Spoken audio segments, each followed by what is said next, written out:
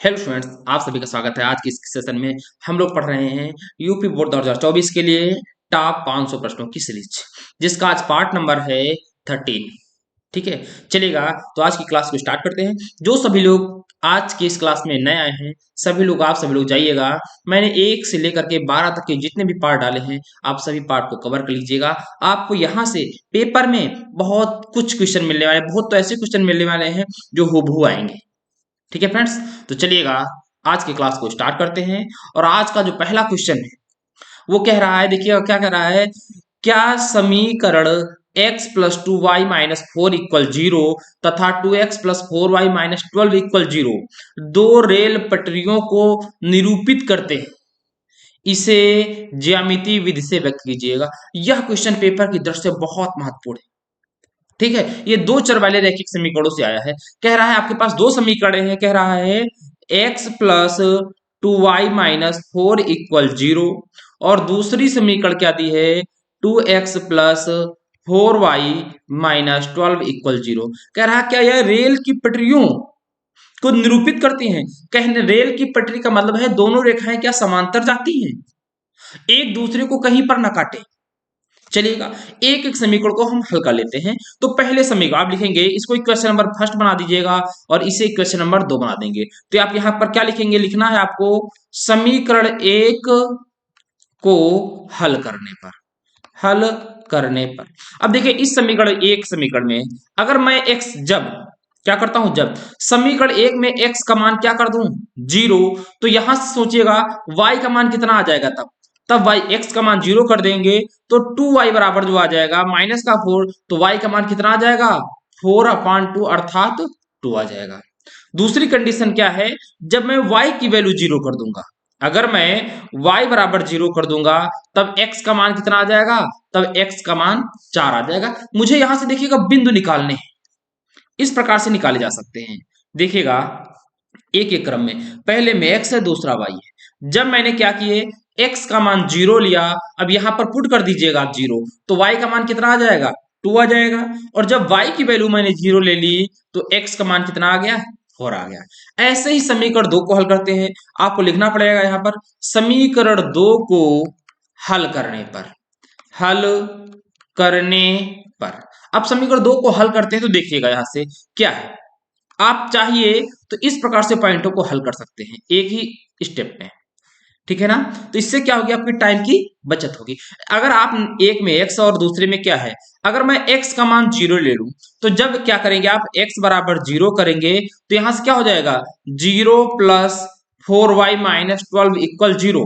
तो यहां से y बराबर क्या आ जाएगा, 12/4, अर्थात y का मान कितना आ जाएगा, 3 आ जाएगा। तो यहाँ पर 3 हो जाएगा। जब मैं y की वैल्यू जीरो कर दूंगा, जीरो यहां पर हो जाएगा, तो x का मान क्या निकलेगा, जब y जीरो हो जाएगा तो यहां से आ जाएगा 2x प्लस जीरो माइनस 12 है, इक्वल में 12 चला जाएगा, तो x की वैल्यू कितनी आ जाएगी, 6 आ जाएगी। तो x का मान 6 हो गया। अब इन दोनों समीकरणों को देखो, पहली समीकरण जो है इसके जो बिंदु निकल के आए हैं, अगर मैं बात करूं बिंदु कौन कौन से हो गए, एक हुआ दो, 0,2, और दूसरा जो बिंदु हुआ है वह 4,0 है। इन बिंदुओं को रख करके निरूपित करके किस पर, चतुर्थांश में, और आपको क्या बनाना है, एक रेखा। उसी प्रकार इस समीकरण के जो बिंदु निकले हैं, क्या 0,3 निकला है और 6,0 निकला है, इनको व्यक्त करना है। चलिएगा मैं व्यक्त करता हूं, समझिएगा, थोड़ी सी ध्यान दीजिएगा। आपको 1 मिनट, क्या यहाँ पर कोई रेखा मिल सकती है मुझे, मैं देखता हूं। 1 मिनट, आप सभी लोगों को सोच रहा हूं दिखा दें, थोड़ा आसान रहेगा। इससे थोड़ा सा देखिए भाई, चतुर्थांश मुझे बनाना है, इस बात को ध्यान दीजिएगा आप। ठीक है, एक मिल गई, और एक मैं ऐसी रेखा और खींचता हूं, एक रेखा और खींचता हूं, अक्षांश बना रहा हूं, एक्स अक्ष और वाई अक्ष। देखिएगा भैया आप सभी लोग, ये मैंने एक बना दिया चतुर्थांश। अब समझो भैया, अब चलते हैं। ये देखिएगा भैया कौन है, ये जो भैया आपका एक्स अक्ष है और ये एक्स डैश है, वैसे ये वाई अक्षांश है और ये वाई डैश है, अर्थात वाई डैश का मतलब वाई की निगेटिव दिशा में। अब यहां पर पहले बिंदु निकालते हैं। देखिए आपको बराबर बराबर कॉलम लेना पड़ेगा। मान लो पहला पॉइंट 1 है ये, ये मान लेते हैं 2 है, ये कौन है 3 है, ये कौन है 4 4 है। आप ये चतुर्थांश पर देखेंगे ना तो आपकी समझ में आ जाएगा, आप ग्राफ में बनाइएगा इसको। फिर क्या रहा है, x ये है, मतलब ये 1 है, ये 2 है, ये 3 है, और ये कौन है 4 है। अब पहले पॉइंट को दर्शाते हैं क्या, 0, 2, x पर 0, y पर 2।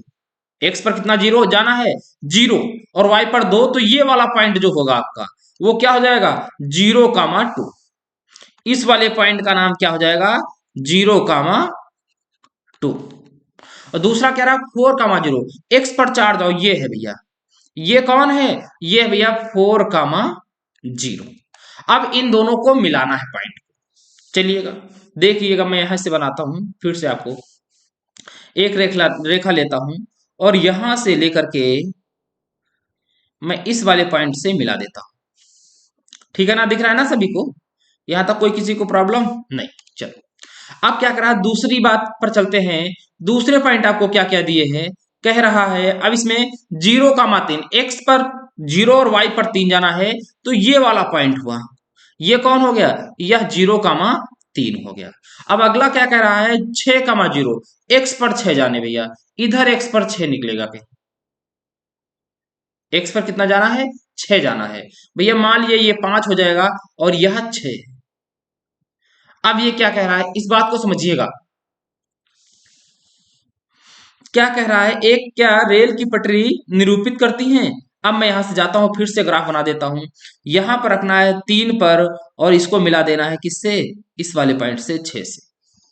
अब आप यहां से देखेंगे, अब देखिएगा ये दोनों रेखाएं क्या समांतर हैं, इस बात को ध्यान देना है। एक्स पर देखिएगा, अगर आप इसका आंसर देना चाहेंगे तो कैसे देंगे, समझो। देखिए मुझे कुछ नहीं करना है, अब ये देखिएगा ये रेल की पटरी की तरह जा रही है, तो कह रहा है दो रेल की पटरियों को निरूपित करते हैं, इसे ज्यामिति विधि से व्यक्त कीजिए, तो मैंने इसे ज्यामिति विधि से व्यक्त कर दिया। इतना आपको करना है ज्यामिति विधि से। देखिए रेल की पटरी की तरह जा रहे हैं, अगर आप ऐसे व्यक्त कर देते हैं तो आपको ये सीधा 4 अंक का आएगा पेपर में, और आपको पूरे चारों अंक मिल जाएंगे। ये क्या हो गया, ग्राफ में क्या हो गया, व्यक्त कर दिया मैंने इससे ग्राफ में। जब आपके पास एक ग्राफ होगा ना तो उसमें बहुत आसानी से व्यक्त हो जाएगा। मैंने एक ग्राफ बनाया है, ठीक है। अब बताओ यहां तक किसी को कोई प्रॉब्लम हो, नहीं तो क्वेश्चन नंबर हम अगले पर चलते हैं, क्वेश्चन नंबर 2 पर चलते हैं। चलिएगा तो क्वेश्चन नंबर 2 पर चलते हैं। दूसरा भी क्वेश्चन आज का बहुत अच्छा क्वेश्चन है, ये ऊंचाई दूरी का है, ठीक है ना। कह रहा है भूमि के बिंदु, देखिएगा ये जो क्वेश्चन है, इस क्वेश्चन को जो क्लास 10 वाले बच्चे देख रहे हैं ना, यह पेपर में इस बार आएगा, बिल्कुल आने वाला है। इस क्वेश्चन को आप ध्यान से देख लीजिएगा, या सीधा आपको 4 से 6 अंक दिला करके जाएगा। क्या कह रहा है, कह रहा है भूमि के एक बिंदु P से एक 10 मीटर ऊंचे भवन के शिखर का उन्नयन कोण 30 अंश है। एक कोई भूमि पर एक बिंदु P मान लीजिएगा, मैंने मान लीजिएगा यह पॉइंट क्या मान लिया, P मान लिया। अब कह रहा है एक कोई भवन है, ये पहले आपको धरातल बनाना पड़ेगा, मैंने ये धरातल बना दिया। इस पर कोई एक भवन है, कितना ऊंचा 10 मीटर ऊंचा, तो 10 मीटर ऊंचा आपको भवन बनाना पड़ेगा, और मैंने ये बना दिया, इसका नाम रख दिया भवन। कितना ऊंचा हो गया भैया, यह 10 मीटर हो गया। अब क्या कर रहा है कि शिखर का उन्नयन कोण, जब P बिंदु से इसको ऐसे देखा जाता है तो उन्नयन कोण कितना पाया जाता है 30 अंश। फिर कह रहा है भवन के शिखर पर एक ध्वज है। अब भवन के शिखर पर एक क्या लगा हुआ है, ध्वज। मान लो ये मैं इस पर क्या लगा दिया गया, ध्वज। अब क्या करा, ध्वज के शिखर का P से उन्नयन कोण, इसी बिंदु P से अब इस शिखर को जब देखा जाता है, इस प्रकार से ऐसे देखा जाता है, तो यह उन्नयन कोण जो ये टोटल है उन्नयन कोण ये वाला, ये कितना पाया जाता है 45 डिग्री। करा तो ध्वज की लंबाई तथा बिंदु P की भवन से दूरी बताओ। इसको भवन मान लेते हैं, भवन का आधार मान लीजिएगा आप क्या A, और भवन क्या हो गया AB, और ये ध्वज जो है B से ऊपर मान लो कोई पॉइंट C, BC मान लेते हैं। अब आपको निकालना है तो थोड़ी देर के लिए समझिए, माना क्या कर लेते हैं, माना क्या मान लेते हैं, देखो हम लोग मान लेते हैं, माना P बिंदु से भवन की दूरी, माना P बिंदु से भवन की दूरी, कितनी x मीटर। तो भैया ये पी ए जो बन गया या एपी क्या है बन गया, वो x बन गया। अब देखो भवन की ऊंचाई पता है 10 मीटर मुझे, ठीक है। अब मान लो जो ध्वज लगा है उस पर कितना लगा है, स्मॉल h। फिर लिख लो तथा, तथा ध्वज की ऊंचाई, ध्वज की ऊंचाई क्या मान लेते हैं, h मीटर। आप क्या लगाते हैं, त्रिभुज। किस में त्रिभुज लगा देते हैं, कोई एक त्रिभुज लगा दीजिएगा, त्रिभुज पी ए बी में, त्रिभुज पी ए बी में एक त्रिभुज दिख रहा है और इसमें एंगल कितना है ये भैया, 30 अंश वाला है, इस बात को ध्यान देंगे। तो अब हम लेते हैं इस 30 अंश के सामने जो भुजा है ए बी, ये क्या है, लंब है, और ए और पी क्या है, आधार है। तो हम लगाते हैं इसमें क्या लेंगे, हम लेंगे tan 30 अंश बराबर tan थीटा बराबर लंब, लंब मतलब ए बी बटे आधार मतलब ए पी। tan 30 अंश की वैल्यू कितनी होती है, 1/√3 बराबर ए बी का मान कितना है 10 मीटर अपन ए पी का मान तो माना है x। तो यहां से जो x का मान निकल के आएगा तो क्या आ जाएगा, 10√3 आ जाएगा। ये आप √3 का मान रख देंगे तो कितना होता है 1.73। आपका यही आंसर है। अगर आपसे पूछ रहा था बिंदु P से भवन के बीच की दूरी तो कितनी आ गई भैया, 10 मीटर आ गई। आपका एक आंसर निकल आया है, ठीक है ना। अब दूसरे आंसर पर चलते हैं। दूसरा आंसर क्या कह रहा है समझो, देखो इसका अगर मान आप रखना चाहोगे तो रख सकते हो, ठीक है। अब लेते हैं हम लोग हैं त्रिभुज पी ए सी में, ये आप कौन सा कोण लेने वाले हैं, अब हम लोग कोण लेने जा रहे हैं 45 डिग्री, ये वाला भैया, इस बात को ध्यान दीजिएगा। अब 45 डिग्री लेंगे तो इसमें क्या होता है, लिखेंगे भैया tan, क्या tan 45 अंश बराबर क्या होगा, अब ए से सी तक जाना पड़ेगा तो लिखोगे आप ए सी अपान ए पी। tan 45 का मान कितना होता है, 1 होता है, तो 1 बराबर AC का मान क्या है, तो AC को जगह पर आप लिख सकते हो ए बी और प्लस बी से कहां तक, सी तक, अपान एपी। एपी का मान क्या है, x, x क्रॉस गुणा करा दोगे तो एक के पास आ जाएगा, तो x बराबर हो जाएगा ए बी का मान पता है 10 प्लस बी सी निकालना है। तो अब यहां से देखो BC बराबर क्या आ जाएगा, x का मान कितना है 10√3 और -10। अब देखो BC बराबर, अब देखो 10 इंटू 1.73 रख दीजिएगा -10, यहां से आ जाएगा। तो BC बराबर कितना हो जाएगा, इस बात को समझिएगा भैया, BC बराबर 1.73 का 10 में गुणा कराएंगे आएगा 17.3 -10, तो BC की ऊंचाई आ गई 7.3 मीटर। ये BC क्या है भैया, ये आपका है ध्वज की ऊंचाई, ध्वज की ऊंचाई। यही आपसे दोनों आंसर पूछ रहा था और इससे आपको हूबहू पता कितने अंक मिलने वाले हैं, पूरे 6 के 6, या तो 4 अंक में आएगा या तो 6 अंक में आएगा। इस बात को आप गांठ बांध लीजिएगा, ये पेपर में क्वेश्चन छपेगा, ठीक है ना। चलिए क्वेश्चन नंबर चलते हैं 63 पर। आज का तीसरा क्वेश्चन है और इस सीरीज का 63वां क्वेश्चन है। क्या कह रहा है, कह रहा है यदि द्विघात समीकरण x² माइनस 2kx माइनस 6 बराबर 0 का एक मूल 3 है तो k का मान ज्ञात कीजिएगा। अब देखिएगा, अब कह रहा एक मूल 3 है, जब लिखोगे, जब द्विघात समीकरण का एक मूल 3 है तब, तो क्या हो जाएगा, x बराबर 3 समीकरण को संतुष्ट करेगा, संतुष्ट करेगा। इस बात को आपको ध्यान देना है, जो x बराबर 3 होगा अर्थात x का मान जो होगा वो समीकरण को क्या करेगा, संतुष्ट करेगा। अब क्या कर देते हैं, आपकी समीकरण है x² minus 2kx minus 6 equal 0, और जहां पर x है वहां पर आप 3 पुट कर दीजिएगा, ठीक है। तो यहां पर 3 का स्क्वायर आ जाएगा minus 2k into x 3 minus 6 equal 0, तो 3 का स्क्वायर कराएंगे तो 9 आएगा, माइनस 3 दूनी कितना आएगा 6k माइनस 6 इक्वल 0। अब देखो 9 पॉजिटिव का है, 6 निगेटिव का है, ऐड करेंगे तो प्लस का 3 बचेगा, तो दूसरी तरफ जाएगा तो माइनस का 3 हो जाएगा, तो -6 के बराबर माइनस का 3, और माइनस से माइनस कैंसिल हो जाएगा तो के बराबर क्या आ जाएगा 3/6, तो के की वैल्यू आएगी 1/2। कह रहा था के का मान बताओ, तो कितना आ गया 1/2 आ गया, ठीक है ना। चलिए अब चलते हैं क्वेश्चन नंबर 64 पर। यह भी क्वेश्चन बहुत जबरदस्त क्वेश्चन है और बहुत सरल है। एक बात इस बात ये लिखा है 30 डिग्री लिखा हुआ है। अब आपसे एक सूत्र अगर आपको याद हो जाए तो ये क्वेश्चन और ही आसान है। क्या होता है, 2 tan theta upon 1 plus tan square theta, ये किसका मान होता है? अगर आपसे ये पूछा जाए तो ये सूत्र होता है sin 2 थीटा का। किसका होता है? sin 2 थीटा का। अगर थीटा का मान मैं 30 रख दूं तो यहाँ थीटा का मान कितना आ जाएगा? 30 अंश आ जाएगा। तो आपसे कह रहा है 2 tan 30 degree upon 1 plus tan square 30 degree. तो ये बन जाएगा सूत्र किसका? sin 2 into 30 degree. Sine 2 theta का सूत्र बनना है तो साइन 60 अंश हो जाएगा और साइन 60 अंश की वैल्यू √3/2। ये आपका क्वेश्चन हो गया और बहुत सरल क्वेश्चन ये था। ये आपके एमसीक्यू में भी दे सकता है। चलिए आज का अंतिम क्वेश्चन है और छठवां क्वेश्चन। ये क्वेश्चन आपको समझने पड़ेगा और इस टाइप का क्वेश्चन कई बार से आ भी रहा है। ठीक है, क्या कह रहा है? दो समरूप त्रिभुज मतलब जिनका रूप समान। देखो भैया एक त्रिभुज बना देते हैं, ये लो,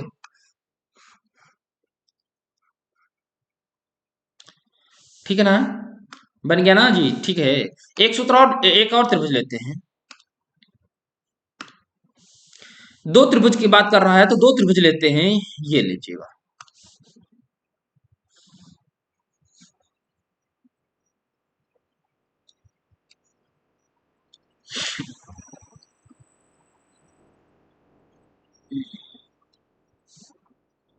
चलो अब देखिए इस बात को समझिएगा भैया, मैंने दो त्रिभुज ले लिए, एक ले लिया ए बी और सी, दूसरा ले लिया पी क्यू आर। तो इसमें क्या कहेंगे आप? त्रिभुज ए बी सी समरूप है त्रिभुज पी क्यू आर। अब कह रहा है इनके क्षेत्रफल, मान लो पहले का क्षेत्रफल ए है और दूसरे A1 है तो दूसरे का क्षेत्रफल क्या हो जाएगा? A2 मान लेते हैं। अब इसमें नियम क्या होता है? समरूप त्रिभुज का नियम को लिख लीजिएगा, नोट कर लीजिएगा, सभी लोग नोट कर लीजिए। नियम क्या होता है? नियम समरूप त्रिभुज का ये कहता है कि पहले त्रिभुज का क्षेत्रफल अपान दूसरे त्रिभुज का क्षेत्रफल। लिख लीजिएगा, देखिए आप, पहले त्रिभुज का क्षेत्रफल अपान दूसरे त्रिभुज का क्षेत्रफल बराबर पहले त्रिभुज की संगत भुजा का स्क्वायर अपान दूसरे त्रिभुज की संगत भुजा होनी चाहिए, दूसरे त्रिभुज की संगत भुजा का स्क्वायर। ये नियम कहता है, आपको दिया क्या है? आपको इनकी संगत भुजाओं का अनुपात निकालना है। मान लो इसकी भुजा हम मान लेते हैं, इसको भुजा को क्या कह देते हैं? कुछ भी कह दीजिएगा। मान लो भुजा ये ए बी है और ये क्या है? पी क्यू है। आपको ए बी अनुपात पी क्यू निकालना है। आपको क्या निकालना है? आपको ए बी अनुपात पी क्यू निकालना है। चलो अब पहले त्रिभुज का क्षेत्रफल कितना है? 169 है, तो लिख देते हैं 169 अपान दूसरे त्रिभुज का क्षेत्रफल है 225 बराबर। अब पहले त्रिभुज की भुजा ए बी माना है और दूसरे त्रिभुज की भुजा संगत क्या मानी है? P Q. एक बात और समझ लीजिएगा, संगत भुजा का मतलब होता है अगर आप ये भुजा ले रहे हैं तो आपको यही भुजा लेनी पड़ेगी। मतलब ए बी ले रहे हैं तो पी क्यू लेना पड़ेगा। से त्रिभुज में देखिए ए से बी पर जा रहे हैं तो पी से क्यू पर ही जाना पड़ेगा, पी क्यू ही भुजा लेनी पड़ेगी। अब ये होती है, तो यहां से मुझे निकालना है ए बी बटे पी क्यू। तो यहां से स्क्वायर हटाएंगे तो उधर क्या लग जाएगा? रूट लग जाएगा। तो 169 अपान 225। तो ए बी अनुपात पी क्यू। अब देखो 169 किसका स्क्वायर होता है? 13 का। तो 13 अनुपात 225 किसका होता है? 15 का। तो उनकी भुजाओं का जो अनुपात आ गया वो क्या आ गया? 13 अनुपात 15 आ गया। अब यहां तक किसी को कोई प्रॉब्लम हो तो आप लोग कमेंट करके बताओ कि सर मुझे इस, देखिएगा क्वेश्चन नंबर जो इसके रहे हैं वो 3 क्वेश्चन रहे हैं बहुत दमदार। ठीक है, एक सबसे पहला क्वेश्चन ही है, इस क्वेश्चन पर आप सभी लोग 5 स्टार लगा दीजिएगा। और क्वेश्चन नंबर जो दूसरा है भैया, दूसरा वाला, इस पर भी सभी लोग क्या कर लीजिएगा? वीवीआई लगाइएगा। इस वाले क्वेश्चन पे वीवीआई लगा लीजिएगा, देखना पेपर में छपेगा। ठीक है ना। और क्वेश्चन नंबर इसके बाद, ये तो नॉर्मल क्वेश्चन है, पर ये क्वेश्चन भी पेपर की तरफ से बहुत अच्छा क्वेश्चन है, इस पर भी आप सभी लोग वीवीआई लगाइएगा, छपेगा पेपर में, ठीक है ना। चलो फिर मिलते हैं अगली क्लास में, तब तक के लिए दोस्तों जय हिंद जय भारत।